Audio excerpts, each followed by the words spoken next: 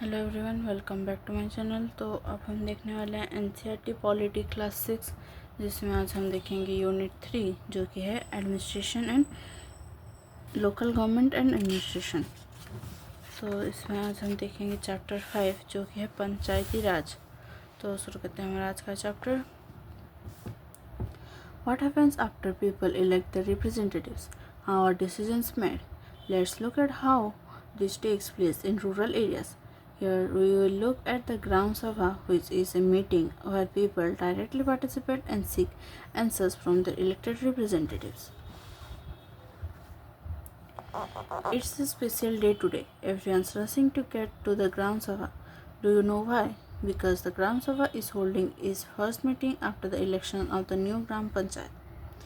The Gram Sabha is a meeting of all adults who live in the area covered by a panchayat. This could be only one village or a few villages. In some states, as in example above, a village meeting is held for each village. Anyone who is 18 years old or more and who has the right to vote is a member of the Gram Sabha. The people of Hardas village are keen to find out what the new panchayat leaders have planned for the village. Gram Sabha. The Gram Sabha meeting begins with the Panchayat President, who is also called the Sarpanch, and the members of the Panchayat, the Panch, presenting a plan on repairing the road that connects the village to the main highway. After this, the discussion moves to the subject of water and water shortages.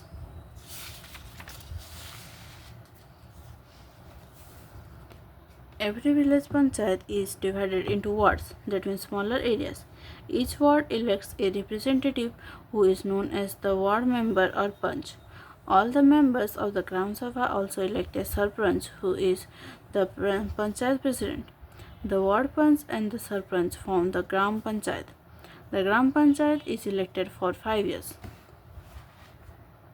The Gram Panchayat has a secretary who is also the secretary of the Gram Sabha. This person is not an elected person but is appointed by the government. The secretary is responsible for calling the meeting of the Gram Sabha and Gram Panchayat and keeping a record of the proceedings. A villager called Tijia begins the meeting by saying, "The water problem in Hardas has become very acute.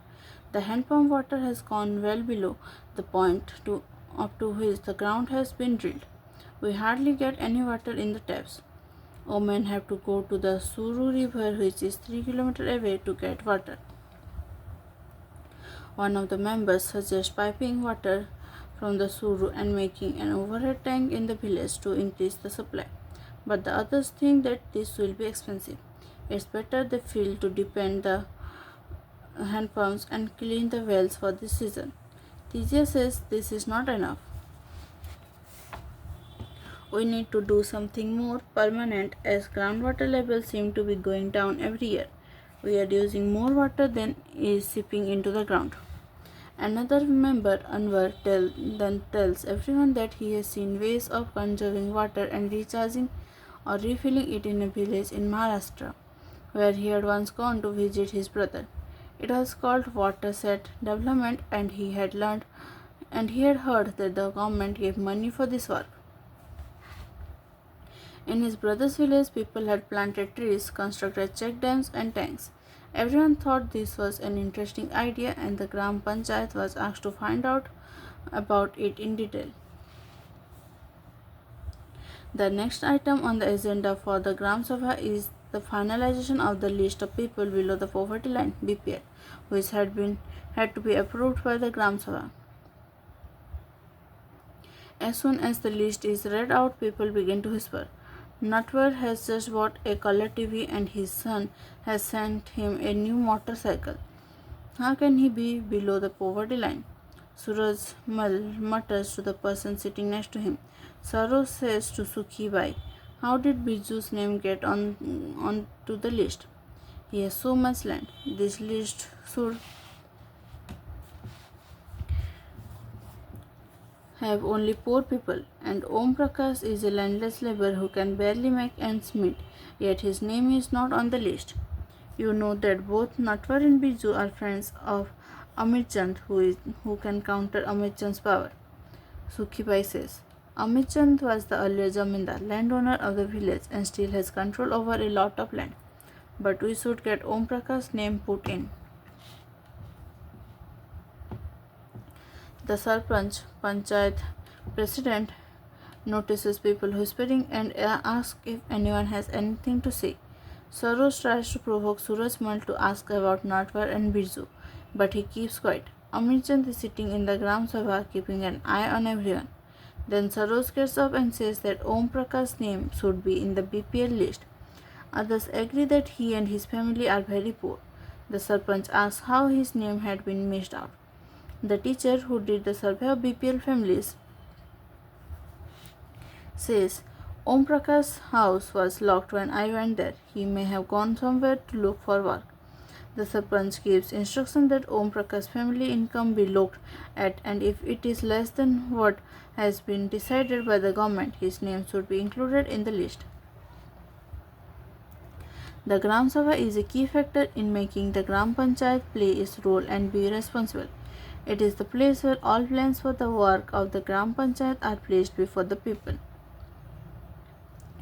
The Gram Sabha prevents the Panchayat from doing wrong things like misusing money or favoring certain people. It plays an important role in keeping an eye on the elected representatives and is in making them responsible to the persons who elected them.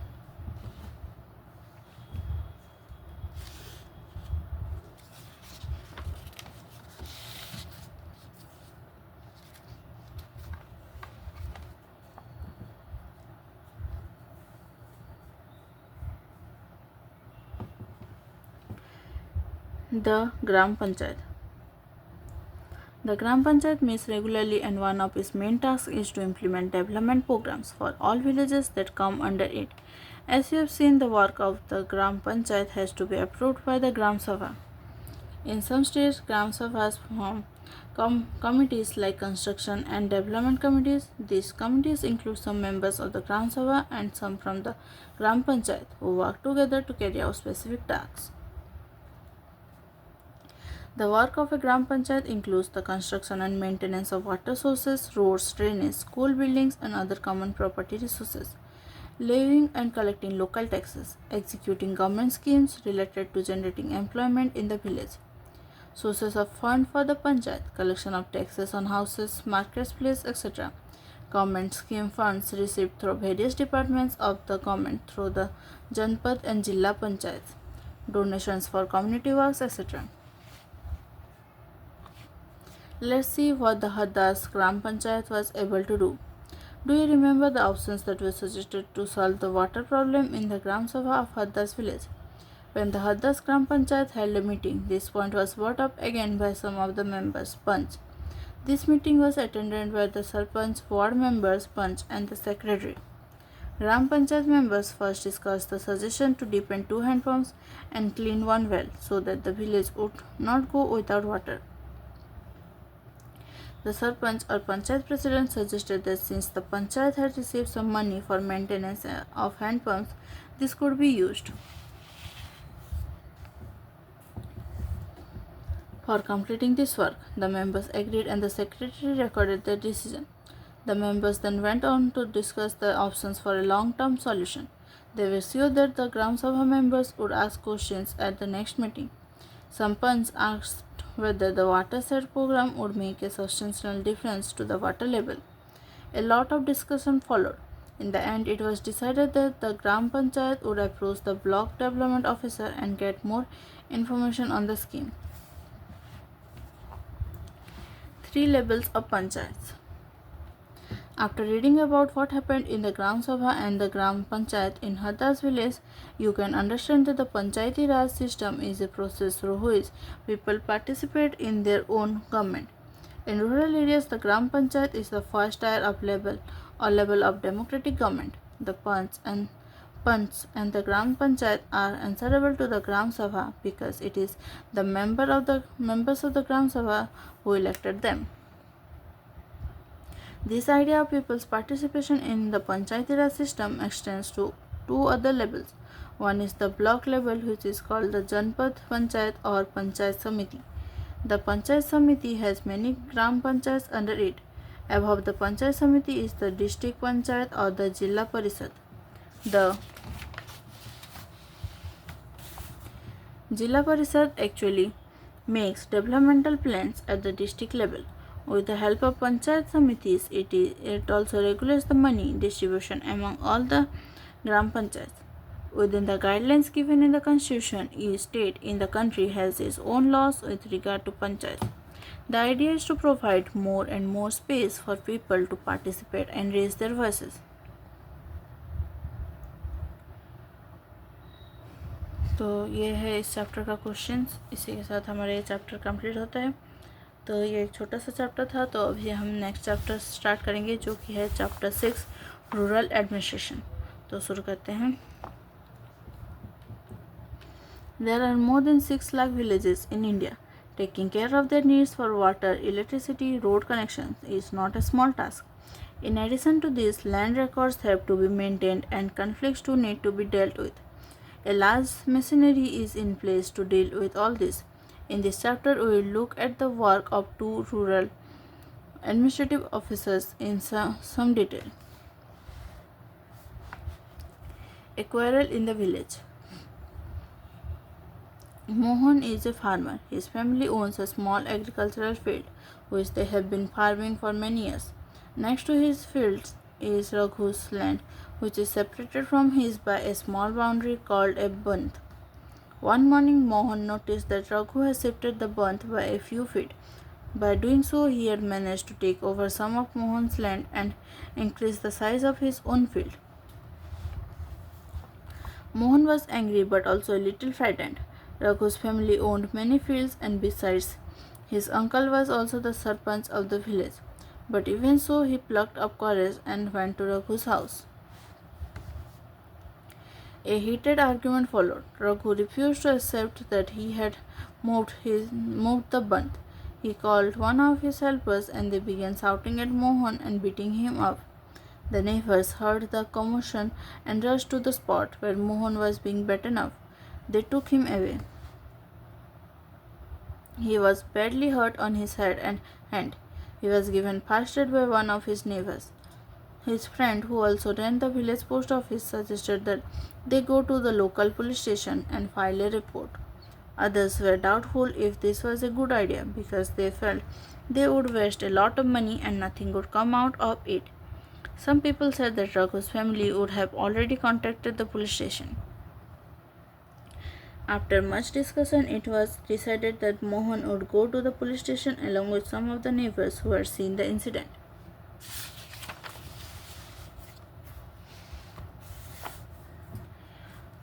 Area of the police station. On the way to the police station, one of the neighbors asked, "Why don't we spend some more money and go to the main police station in the town?" "It is not a question of money. We can register the case only in this police station because our village comes in its area of work," explained Mohan. "Every police station has an area that comes under its control. All persons in that area can report cases or inform the police about any theft, accident, injury, fight, etc.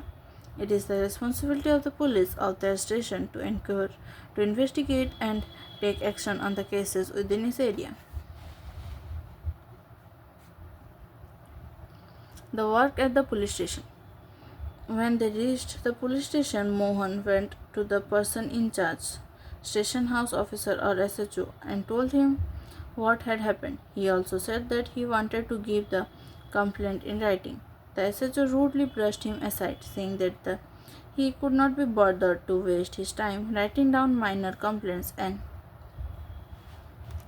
then investigating them. Mohan showed him his injuries, but the SHO did not believe him. Mohan was puzzled and did not know what to do. He was not sure why his complaint was not being recorded. He went and called his neighbors into the office. They argued strongly that Mohan had been beaten up in front of them, and had they not rescued him, he would have been injured very seriously. They insisted that the case be registered. Finally, the officer agreed. He asked Mohan to write down his complaint and also told the people that he would send a constable the next day to investigate the incident. Maintenance of land records. You saw that Mohan and Raghu were arguing heatedly whether the common boundary of their field had been shifted. Isn't there a way by which they could have settled this dispute in a peaceful manner? Are there records that show who owns what land in the village? Let's find out how this is done. Measuring land and keeping land records is the main work of the Patwari.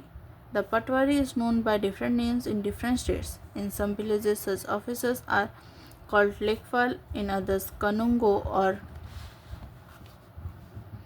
Karmchari or village officers, etc. We will refer to these officers as Patwari.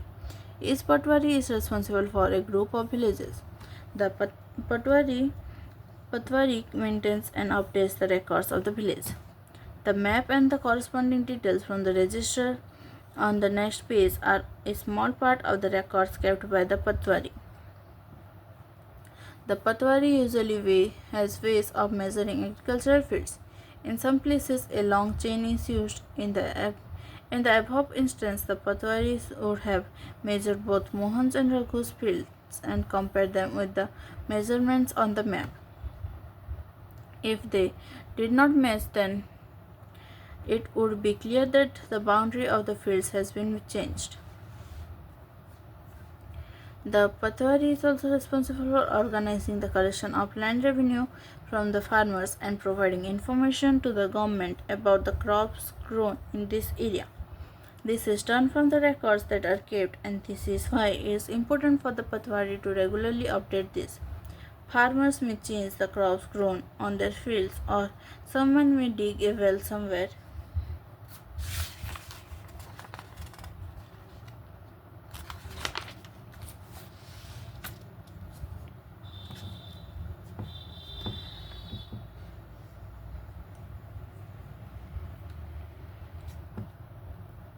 And keeping track of all this is the work of the revenue department of the government.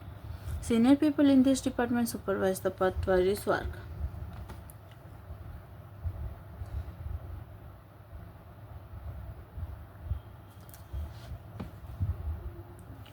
All states in India are divided into districts. For managing matters related to land, these districts are further subdivided. These subdivisions of a district are known by different names such as Tehsil, Taluka, etc. At the head is the district collector, and under her are the revenue officers, also known as Tehsildars. They have to hear disputes. They also supervise the work of the Patwaris and ensure that records are properly kept.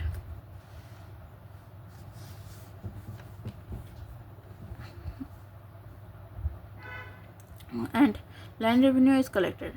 They make sure that the farmers can easily obtain a copy of the record, students can obtain their caste certificates, etc. The Tehsildar's office is where land disputes are also heard. Farmers often require a copy of the land's record together with a map as shown in the previous illustration. They have a right to this information. They may have to pay a small fee for this. However, this information is not easily made available, and farmers sometimes have to face many problems to get it. In some states, records are now being computerized and also kept at the Panchayat office so that they are more easily available and regularly updated.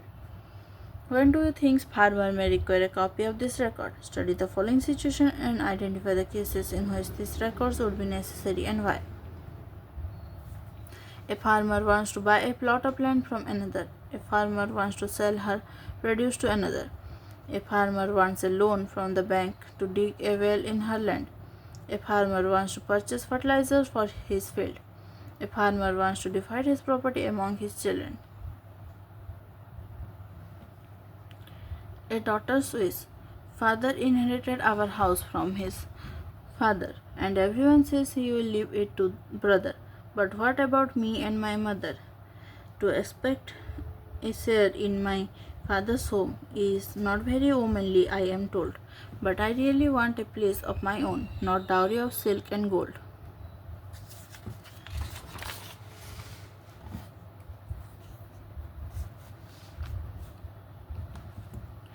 A new law, Hindu Succession Amendment Act 2005, When we think of farmers who own land, we think of men. Women are seen as people who work on the fields, but not as people who own agricultural land. Till recently, in some states, Hindu women did not get a share in the family's agricultural land. After the death of the father, his property was divided equally only among his sons.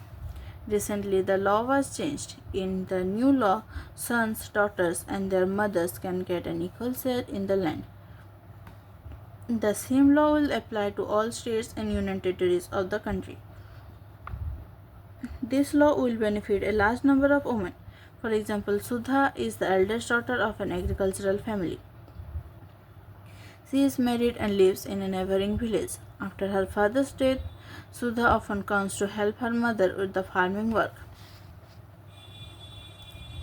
Her mother has asked the Patwari to transfer the land and enter her name along with the names of all the children in his record.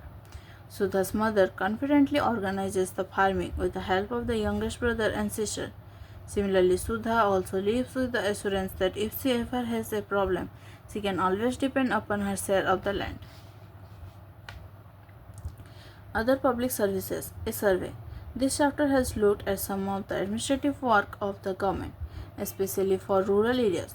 The first example related to maintaining law and order, and the second to maintaining land records. In the first case, we examined the role of the police, and in the second, that of the patwari.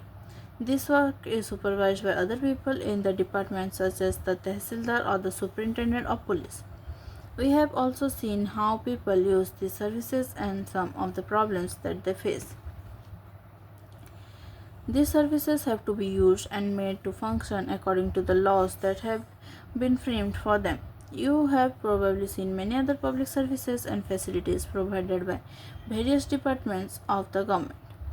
Do the following exercise for your village or by visiting a nearby village or looking at your own area. List the public services in the village area such as the milk society, the fair price shop, the bank, the police station, the agricultural society for seeds and fertilizer, the post office or sub-post office, the Anganwadi, creche, government schools, health center or government hospital, etc.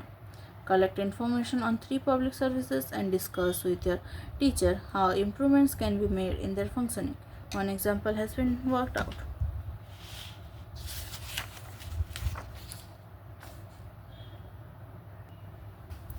तो ये है इस chapter का exercise. तो उसके बाद हम शुरू करेंगे चैप्टर 7 जो कि है अर्बन एडमिनिस्ट्रेशन. तो शुरू करते हैं. A city is much bigger than a village and more spread out. A city has crowded markets, many buses and cars, water and electricity facilities, traffic control and hospitals. Have you ever wondered who is responsible for running all this? Do you know how decisions are made, how the planning is done? Who are the people who do all the work? Read this chapter and find some answers. One lazy Sunday afternoon, Mala and her friends Shankar, Jahangir, and Rehana were playing a game of cricket in the street. Shankar had bowled a good over, and although he nearly managed to get Rehana out, she was still batting. Frustrated, he bowled a short ball and hoped she would hit it for an easy catch. Instead, Rehana hit the ball so hard and so high that the street light broke. Rehana screamed, "Oh no, look what I have done." Shankar said, "Yes, we forgot to make a rule that if you break the street light, you are automatically out." But Mala, Jahangir and Rehana were more worried about what had happened, and they told Shankar he would better stop thinking about the wicket. Last week they had broken Nirmala Mausi's window and had spent their pocket money to have it replaced. Would they have to dish out money again from their pockets? But who would they pay this to? To whom did the lights on the streets belong? Who changed them? Rehana's house was the closest, and they ran and told her mother what had happened. Rehana's mother said, "I don't really know these things in great detail, but I do know that it is the municipal corporation of the city that takes care of replacing lights. The best person to ask would be Yasmin Khala. She just retired from the municipal corporation. Go and ask her, and Rehana come back home soon." Yasmin Khala lived in same lane and she and Rehana's mother were good friends. The children ran to Khala's house and when she opened the door, they began to tell her what had happened all at once. When they asked about the street light, Yasmin Khala laughed and said, "There is no one person that you can pay the money to. There is a big organization called the Municipal Corporation that takes care of street lights, garbage collection, water supply, keeping the streets and the market clean. I have heard about the municipal corporation. They have put up signs around the city to inform about malaria," said Mala. "Yes, you are quite right. The municipal corporation is also responsible for ensuring that diseases do not break out in the city.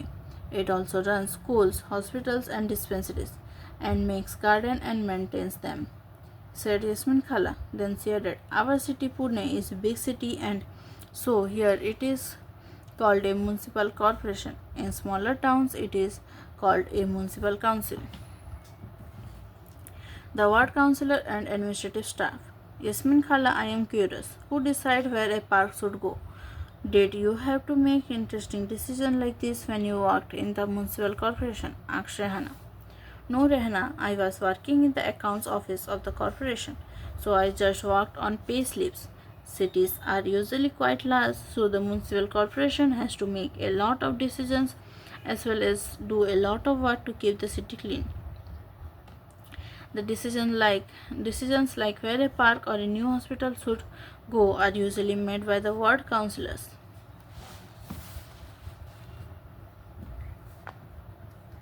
The city is divided into different wards and ward councillors get elected. The complicated decisions that affect the entire city are taken by a group of councillors who form committees to decide and debate issues. For example, if bus stands need to be improved or a crowded marketplace needs to have its garbage cleared more regularly or there is a nala or drain that cuts through the city that needs cleaning, etc. It is these committees for water, garbage collection, street lighting, etc. that decide on the work to be done. When the problems are within a ward, then the people who live in the ward can contact their councillors. For example, if there are dangerous electrical wires hanging down, then the local councillor can help them get in touch with the electricity authority.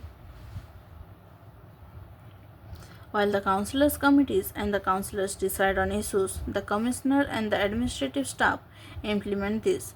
The commissioner and the administrative staff are appointed. Councillors are elected. So, how are these decisions made? Asked Rehana, who never gave up on her train of thought. Well, all of the ward councillors meet and they make a budget and the money is spent according to this. The ward councillors try and ensure that the particular demands of their wards are placed before the entire council. These decisions are then implemented by the administrative staff, said Yasmin Khala, enjoying the questions.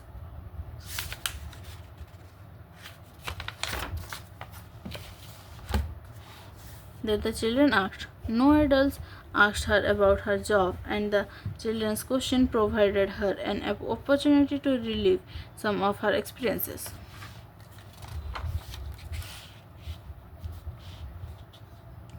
How does the municipal corporation get its money? Providing and running so many services require a lot of money. The municipal corporation collects this in different ways. A tax is a sum of money that people pay to the government for the services the government provides. People who own homes have to pay a property tax as well as tax for water and other services. The larger the house, the more the tax. Property taxes, however, form only 25 to 30% of the money that a municipal corporation earns. There are also taxes for education and other amenities. If you own a hotel or shop, then you have to pay tax for this as well. Also, the next time you go to see a movie, look carefully at your ticket because you pay a tax for this as well. Thus, while rich people account for property taxes, a much wider population pays more general taxes.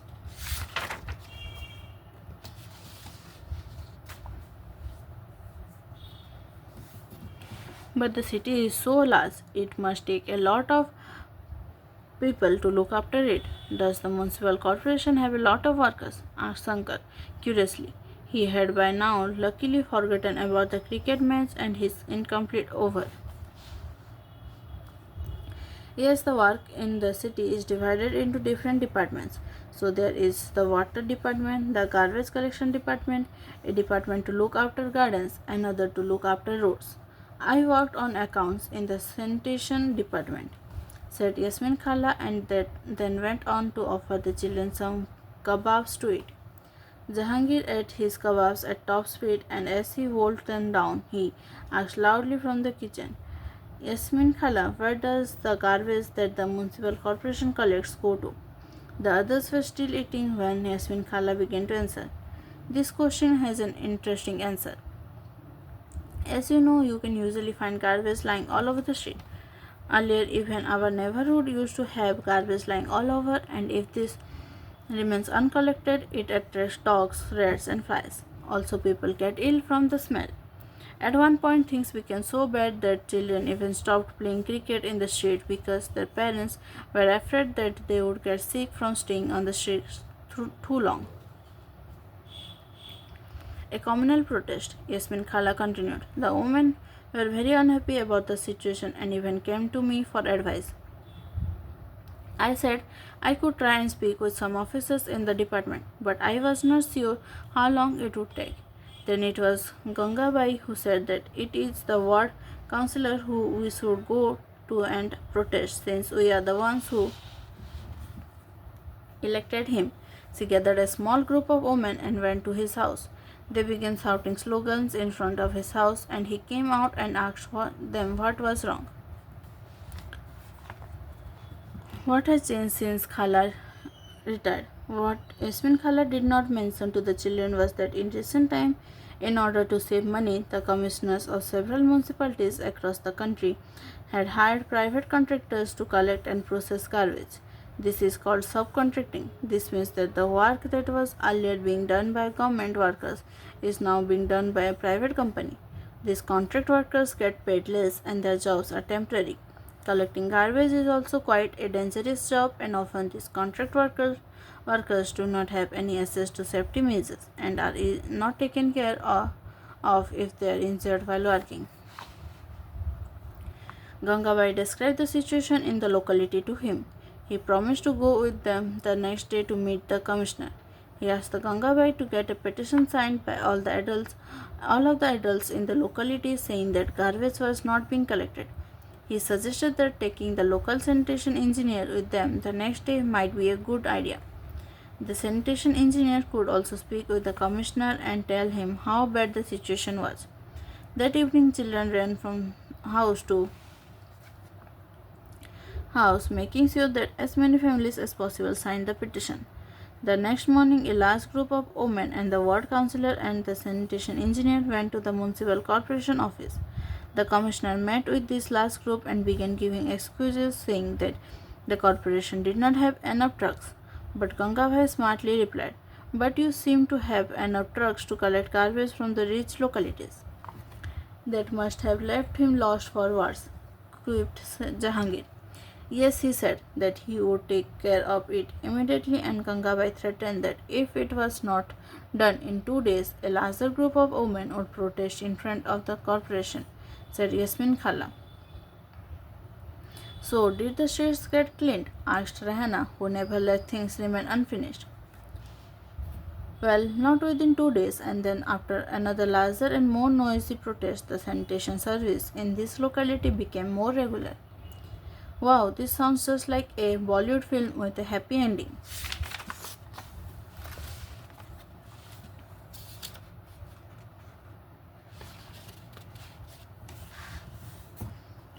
said Mala, who already began imagining herself in the lead role of Gangabai. The children enjoyed hearing Gangabai's story immensely. They had sensed that Gangabai was much loved and respected, and now they understood why. They got up and thanked Khala for answering their questions, and then, before they left, Rehana said, "Oh, I have one last question, Khala. The 2 dustbins that we have at home now, are they also Gangabai's idea?" Khala began laughing. No, not really.